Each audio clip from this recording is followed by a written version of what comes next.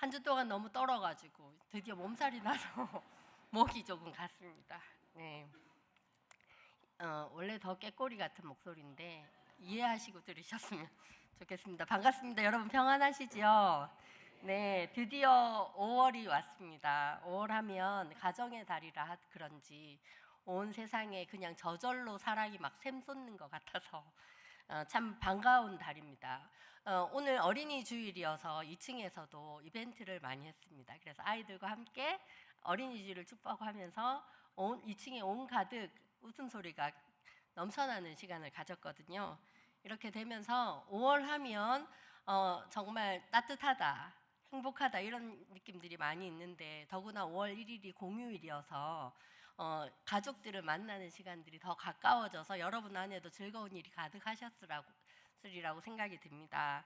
따뜻함과 사랑이 가득한 5월 첫 주인 오늘은 형통이라는 주제로 우리가 가정 안에 우리 자녀들 안에 그리고 나의 삶 속에 그리고 나의 남은 여정 속에 하나님께서 형통케 하시는 은혜가 무엇인지 알아보고 누리는 시간을 가졌으면 좋겠습니다. 오늘의 말씀은 우리가 다 아는 요셉 이야기입니다. 요셉의 이야기는 창세기 총 50장이잖아요. 50장 속에 37장부터 50장까지 비교적 긴 이야기로 자세하게 기록되어져 있습니다. 아브라함, 이삭, 야곱 그리고 요셉의 이야기가 나오는데요. 요셉의 이야기가 나오는 부분은 다른 이야기에 비해서 분량이 아주 방대합니다. 바로 그 다음 성경이 출애굽이어가지고 왜 약속의 땅을 두고 애굽으로 이주해야 하는지 아마 자세하게 그려지기 위해서 이 분량이 배정되어지지 않았나라고 생각이 듭니다. 여기서 하나님은 애굽으로 이주하게 된 상황을 자세하게 설명하면서 야곱의 가정 이야기를 요셉 중심으로 세세하게 풀어주시고 있습니다. 하나님의 큰 계획을 한 사람의 삶을 이용하여서 풀어내고 계신 것입니다. 여러분 다 아시는 이야기를 제가 조금 간략하게 설명하도록 하겠습니다. 요셉의 삶에 관한 이야기인데요. 야곱이 결혼 후에 다른 아내들에게는 아들이 있었지만 야곱의 결혼이 77세라는 기록이 조사가 있더라고요. 그래서 그 77세에 결혼해서 요셉을 얻기까지는 91세래요. 그래서 다른 아들들을 많이 얻었지만 91세까지 라헬에게서는 사랑하는 라헬에게서는 아들을 얻지 못했습니다. 그래서 그 오랜 기간이 지나서 요셉을 얻게 되면서 특별히 요셉을 편애하는 이야기가 성경에 기록되어져 있습니다. 편애를 받았던 탓에 요셉은 형제들과 당연히 사이가 좋지 못했고요. 어느 날은 특별한 꿈꾼 이야기를 형제들과 부모에게 하는 통에 미움을 더 받는 일까지 벌어지기도 했습니다. 결국은 형제들에게 은 20냥의 미디안 상인에게 팔렸고 그리고 이집트의 노예가 되었던 상황까지가 요셉의 전반적인 삶의 이야기입니다. 알고 계시죠? 네. 오늘 이야기는 바로 그 다음에 나오는 이야기입니다. 다시 한번 읽어보도록 하겠습니다. 다 같이 읽겠습니다. 시작.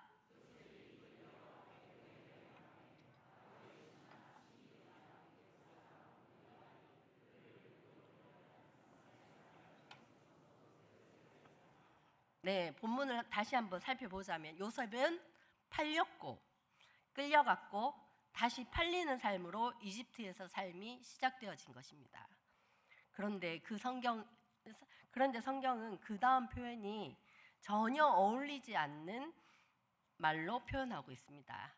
띄워주시면 좋겠습니다. 제가 읽을게요.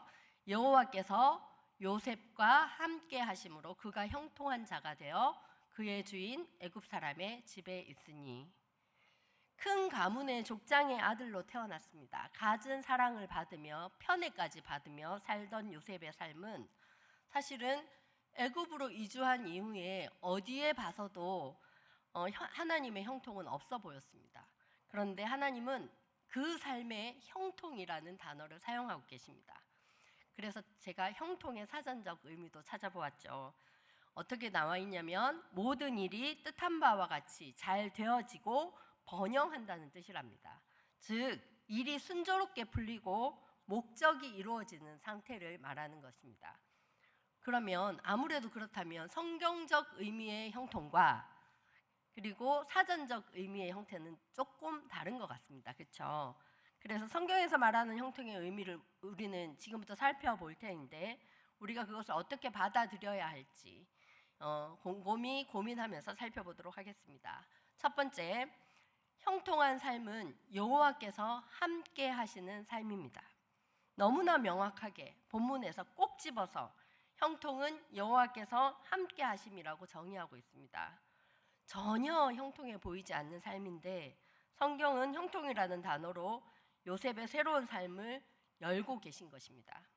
흔히들 형통이라고 하면 우리나라의 20대 남자 아이의 삶을 가지고 추정해 보자면 건강한 가정에서 따뜻한 가정에서 잘 자라서 자기가 원하는 대학을 가고 자기가 원하는 직장에 취직을 하고 그리고 자기가 원하는 사람과 가정을 이루고 그리고 장수하였더라가 보통 형통 아닙니까? 그런데 여기에서 요셉은 전혀 그런 삶을 살고 있지 않습니다. 그 당시에 이 20대 정도 되는 남자의 형통한 삶이란 따뜻한 사랑 안에서 잘 자라서 거기는 족장 시대니까 뭐 사회적 지위와 체면 이런 것들은 별로 없었겠죠. 그럼에도 불구하고 한 가정에서 건실한 가정을 이루어 그냥 잘 살았더라가 형통의 그냥 표본적인 삶이었을 것입니다.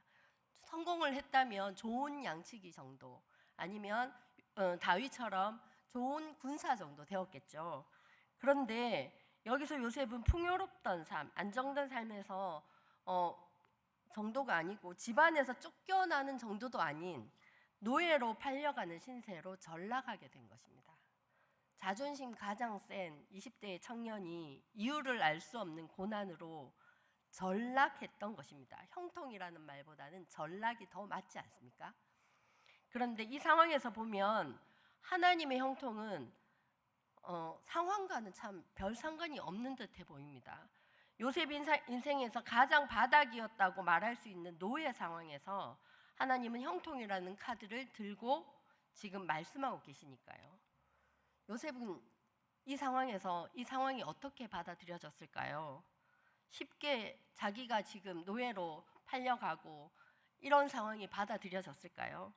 처음엔 요셉도 우리처럼 분노하고 억울해하고 눈물 짓고 하던 수많은 밤들이 있었을 겁니다. 그러나 요셉은 여기에서 원통에만 하고 있지 않았던 것이 분명합니다. 하나님을 기억하고 하나님께 시선을 맞추고 본인의 역할을 묵묵히 수행했던 것을 볼 수 있습니다. 그렇다면 이 노예 생활에서 어떻게 형통을 하나님께서 주셨을까요? 보디발이라는 친위 대장 집에 갈 정도의 노예라면 노예로서 완전 바닥을 치는 삶은 아니었습니다. 노예는 흔히들 가장 밑바닥 인생을 사는데 하나님은 하나님의 계획이 있으셔서 요셉을 보디발의 집에 보내셨습니다. 그렇죠?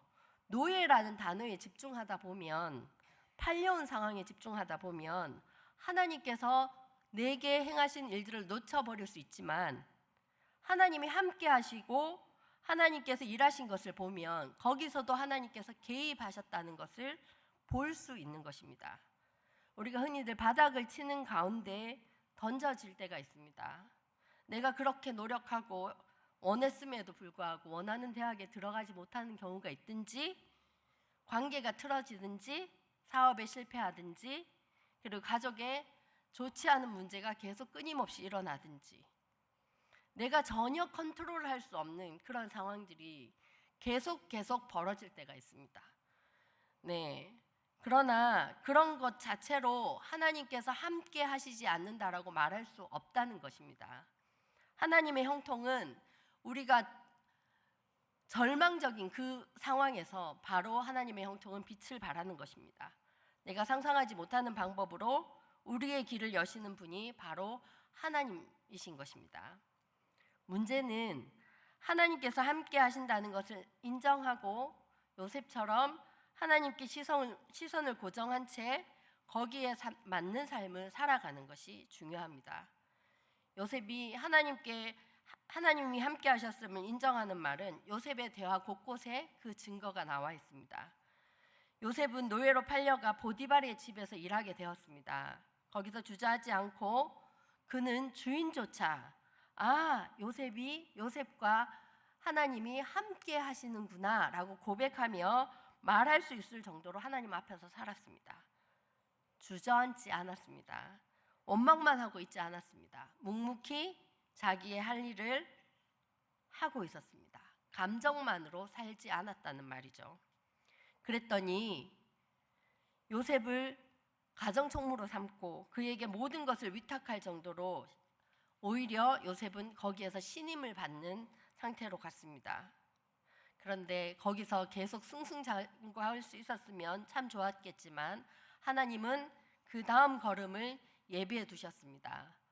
어떻게 됐어요? 모함을 받게 되고 감옥에 갔죠. 그래도 성경은 그곳에 하나님이 감옥에 간 상황조차에서도 하나님이 함께 하셨다라고 말씀하고 있습니다. 바닥을 치는 삶, 자꾸만 꼬이는 삶, 그것 자체로 하나님이 돌보시지 않는다라고 말할 수 없다는 것입니다. 성경이니까 그런 삶 그렇게 말할 수 있지 않을까요? 우리가 살아보면 얼마나 팍팍한 게 인생인데 성경은 그냥 이렇게 생각할 수도 있죠. 하지만 요셉도 그 다음에 일어날 일들을 사실은 하나도 알지 못했습니다. 요셉의 삶조차도 실전이었습니다. 노예로 팔려갈 때 보디발의 집에 그런 집에 가게 될지 알고 있었을까요? 보디발 집에서 감옥으로 갈 때 어떤 상황이 펼쳐질지 그는 얼마나 막막했지 않겠습니까? 아무것도 알 수 없는 그 상황에서도 요셉은 하나님이 함께 하신다는 그 상황만큼은 알고 있었습니다. 그래서 하나님이 눈앞에 계신 것처럼 요셉은 행동했습니다. 그랬더니 하나님이 길을 여시는 것이 그제서야 보이기 시작한 것입니다. 요셉뿐만 아니라 우리 옆에 살고 있는 우리의 믿음의 이웃들도 그리고 믿음의 선조들도 성경에 나온 숱한 사람들도 다 동일한 삶을 그렇게 살았습니다. 사실은 살아가는 방식에는 성경의 인물과 우리는 그다지 다르지 않은 사람들이라는 이야기입니다. 성경에서 형통한 삶을 살았던 사람으로 많이들 이야기하는 다윗도 마찬가지였습니다. 고난이 없었습니까? 아닙니다. 오히려 상대방도 자신과 함께하는 하나님을 분명히 볼 정도로 고난 속에서 하나님께서 일하시는 일하심이 있었습니다. 사무엘상 말씀을 제가 읽어드리도록 하겠습니다. 다윗이 그의 모든 일을 지혜롭게 행하였고 여호와께서 그와 함께 계시니라. 오히려 사울은 다윗에게 함께 하시는 하나님을 눈으로 보아서 그것이 질투나서 다윗을 쫓아가 죽이려고까지 했던 상황이 있었습니다. 여러분도 알고 계시지요? 그런데 그럼에도 불구하고 성경은 그 상황을 하나님이 함께 하심으로 다윗이 지혜롭게 행하였다라고, 그래서 계속적으로 다음 싸움에서 승리하였다라고 성경에서는 이야기하고 있습니다. 하나님의 동행은 때와 장소를 가리지 않습니다. 고난의 상황에서도 우리의 기쁨의 상황에서도 하나님의 동행은 여전하신 것이 바로 그분입니다. 단지 우리가 그분의 동행하심을 인정하고 누리고 살든지 아니면 동행하시는 하나님을 거부하고 무시하고 살든지 우리가 선택해야 할 문제입니다. 그러면 여기서 우리가 우리 자신에게 물어봐야 할 질문 하나가 있습니다. 내 삶은 하나님과 동행하시는 삶입니까? 내 상황이 어떠한 경우든지 하나님의 도우심을 경험하고 있는 삶입니까? 아니면 하나님께 시선을 두지 못하고 하나님이 도우시지 않는다라고 거부하며 살고 있는 삶입니까? 우리가 점검해 봐야 할 문제입니다. 두 번째 이야기로 넘어가도록 하겠습니다. 하나님이 함께 하시면 좌절 속에서도 일이 되어지는 기쁨을 맛볼 수 있습니다. 물론 고난이 끝나지 않을 것 같을 수도 있습니다. 요셉의 감옥 생활도 하나님이 함께 하신다라고 말씀하셨고 형통하다는 이야기를 했는데 2년이나 시간이 더 많이 걸렸습니다. 감옥 생활도 2년이나 지속되었으니까요. 요셉의 삶이 좌절 속에서 시작해서 좌절감으로 끝났다면 성경도 그것을 굳이 이렇게 자세하게 기록하지는 않았을 겁니다. 요셉의 삶 속에 하나님은 노예로 떨어진 상황에서도 최악으로 치닫게 두지 아니하시고 보디발의 집으로 들어가게 하셨습니다. 상황 속에 개입하신 것입니다. 억울한 상황으로 감옥에 가게 되었지만 거기서도 함께 하심으로 간수의 신임을 받게 하셨습니다.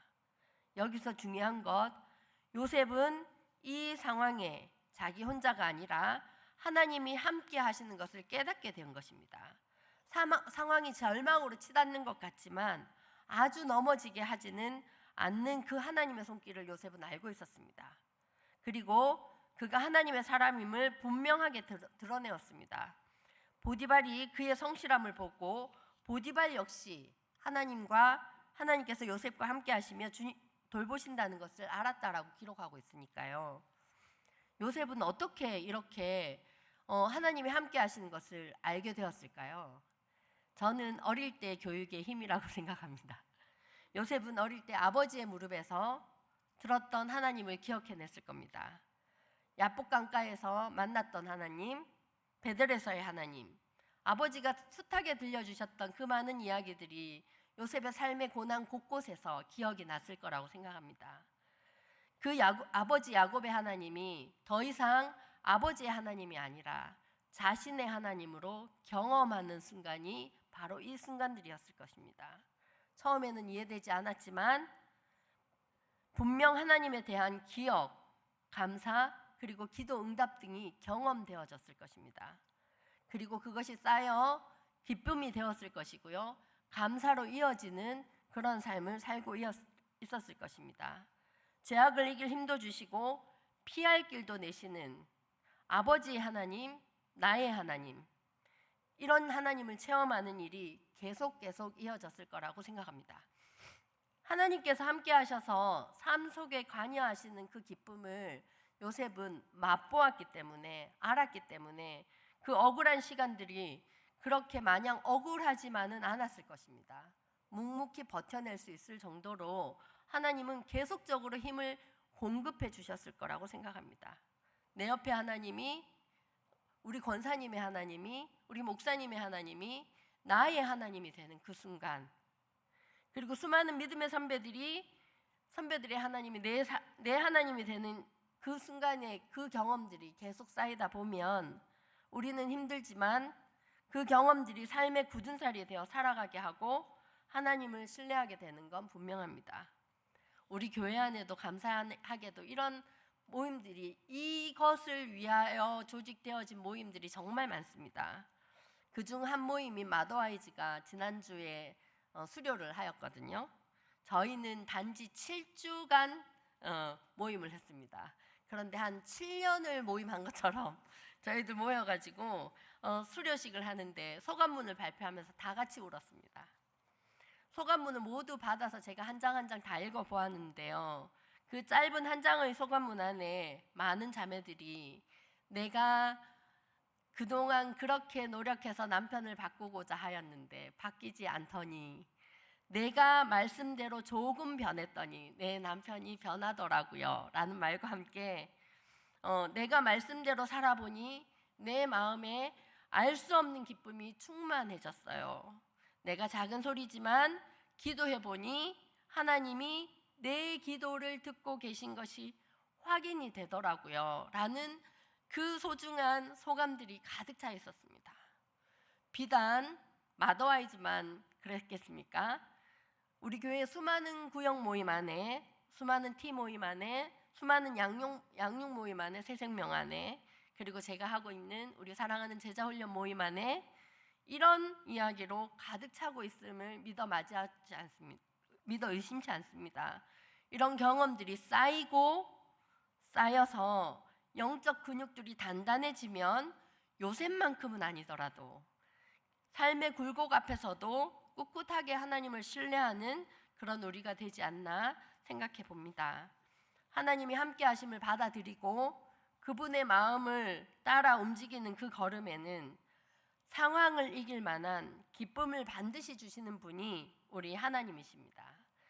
시편 37편 24절에 나와 있는 말씀입니다. 그는 넘어지나 아주 엎드러지지 아니함은 여호와께서 그의 손을 붙드심이로다. 붙들고 계셔서 힘을 주시고 기쁨을 주시는 그 하나님을 우리가 신뢰했으면 좋겠습니다. 마지막으로 하나님이 함께 하시면 고난은 부르심의 이유입니다. 아브라함에게 하나님께서 하신 말씀 하나를 읽어드리도록 하겠습니다. 다 같이 읽겠습니다. 시작.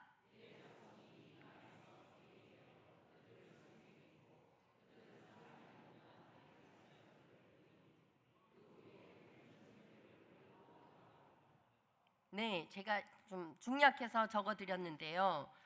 아브라함과 요셉의 차이가 한 300년 정도 된다고 합니다.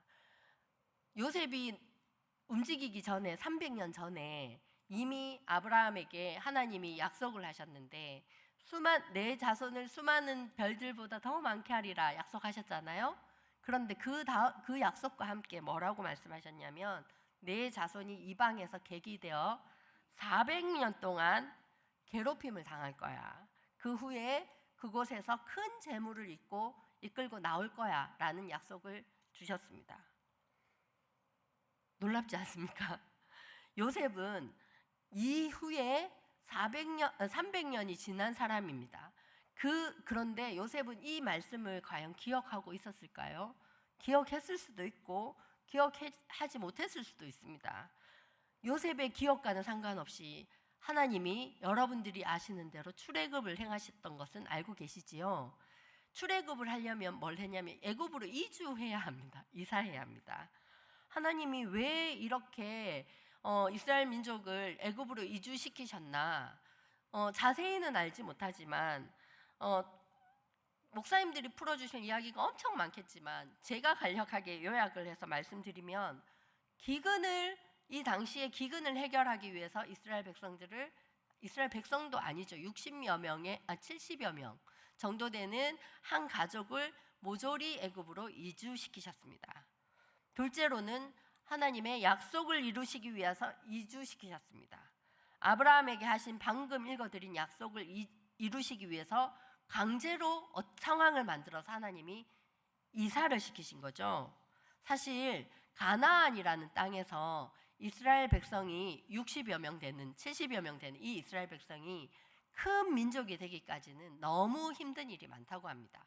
강대국들이 주위에 둘러싸여서 너무 쉽게 그들에게 동화되고 하기 때문에 이들을 온전하게 이스라엘 민족의 정체성을 잘 가지고 하려면 특별한 곳이 필요했는데 그것이 바로 애굽이었다는 이야기죠. 어쨌든 우리가 일반적으로 생각하는 형통으로만 요셉의 삶이 되었더라면 과연 이 일은 어떻게 이루어졌을까요? 오히려 기근을 대비하기 어려웠을 겁니다. 요셉이 아버지 밑에서 아무리 잘 나가는 삶을 살았던들 30세에 그 딱 맞춰서 그 상황에 애굽의 총리를 할 수 있었을까요? 그 기근 때에 애굽에서 그런 막강한 영향력을 가진 사람이 과연 나올 수 있었을까요? 요셉의 삶이 인생의 바닥인 노예로 내려가고 세상 사람들의 아무런 부러움을 살 수 없는 그 상황에 하나님은 묵묵히 하나님의 일을 하신 겁니다. 보디발의 집에서 또 계속 잘 나갔었으면 좋았을 텐데 여러분들도 아시다시피 하나님은 억울한 모함으로 감옥에 있게 하셨습니다. 거기서 꿈을 해석해 줘야 할 관원장 2사람을 만나게 하셨고 또 꿈을 해석해 줬는데 이제 풀려나려나 했더니 다시 2년이란 시간이 흘러야 될 정도로 또 기다리게 하셨습니다. 요셉의 입장에서 보면 애가 탔을 텐데 요셉은 거기서도 묵묵히 자신의 삶을 살고 있었더니 하나님은 또 하나님의 일을 하셨죠. 그러다 보니 본인이 계획했더라도 절대 이룰 수 없는 일을 하나님의 방법으로 완벽하게 이루어낼 수 있었습니다. 민족적인 문제 말이죠. 애굽으로의 이주와 애굽에 속하지 않는 고센 땅으로 이 상황을 말씀드리는 것입니다. 요셉의 상황이 하나님이 일하시는 도구가 되었습니다.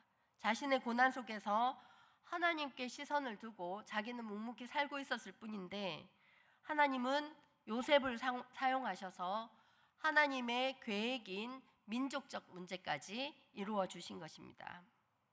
그뿐입니까? 요셉에게 남아있던 가족에 대한 문제도 하나님은 풀어주셨습니다. 사람은 사람대로 그 상황을 그냥 묵묵히 살고 하나님은 하나님대로 그 사람을 사용해서 그런 하나님의 사람을 사용해서 더 큰 일을 행하시는 것입니다. 제가 요셉을 생각하면 하나 상상되어지는 그림이 있는데 어느 가을 노을 지는 저녁 때 창가에 서서 수확하는 볕단을 보면서 그 옛날 꾸었던 그 꿈을 생각하는 요셉의 모습이 그려집니다. 또 하나는 어느 저녁에 창가에서 하늘을 바라다 보면서 밝은 달과 빛나는 별들을 보며 그 이전에 꾸었던 꿈을 생각하는 요셉의 모습이 상상이 되어지고 합니다. 그만큼 요셉의 마음은 가족에 대한 상처와 그리움으로 남아 있었을 것입니다. 그런데 하나님은요, 요셉은 그냥 묵묵히 자신의 길을 하나님을 바라보며 잘 살아내었더니 여러분들도 아시다시피 가족의 문제조차 다 해결해 주셨습니다. 민족의 문제부터 개인의 문제까지 하나님은 완벽하게 그 일을 해내셨습니다. 창세기 45장 3절에서 5절 말씀을 한번 보겠습니다. 자, 교도가도록 하겠습니다. 시작.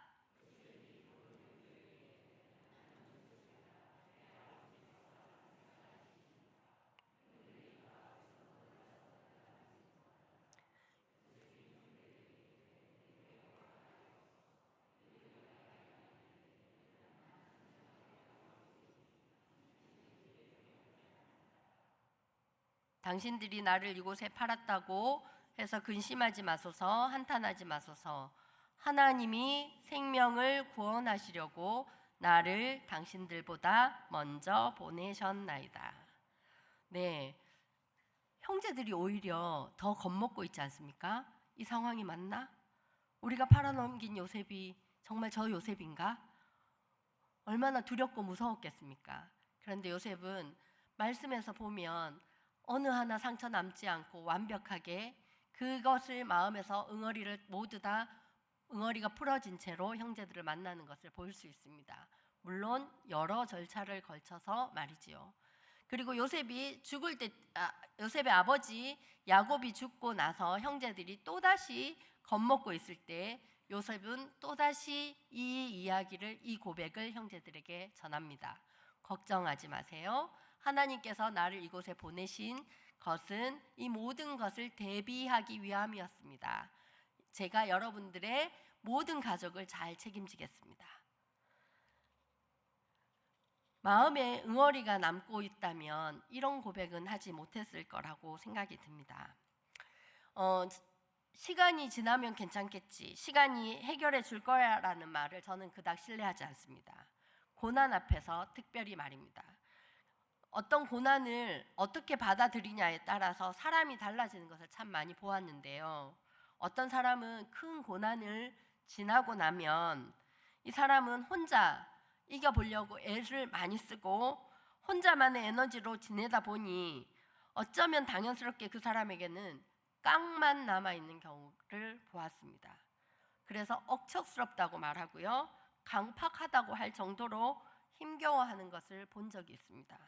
그러나 그 시간을, 고난이라는 시간을 하나님과 함께 보낸 사람은 비록 자신의 마음먹은 대로 상황이 풀려지지 않더라도 순간순간 하나님이 개입하시는 것을 보았기 때문에 그 사람은 고난이 지나고 나서 사람이 더 많이 깊어졌다라고 주위의 사람들에게조차 칭찬받을 만큼 변화된 상황들을 참 많이 보게 됩니다.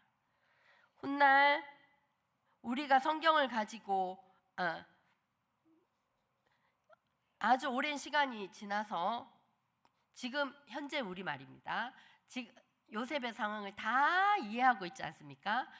요셉이 그 상황에서 어떻게 했는지, 그리고 하나님이 어떤 일을 행하셨는지 다 알고 있는 입장에서 우리가 요셉을 보면 요셉은 그렇지, 큰 일을 이루었지, 이렇게 엄청 당연한 것처럼 말하고 있는 지금 우리의 지금 상황인데, 요셉은 그 고난을 통과하면서 어떤 마음이 들었을까요?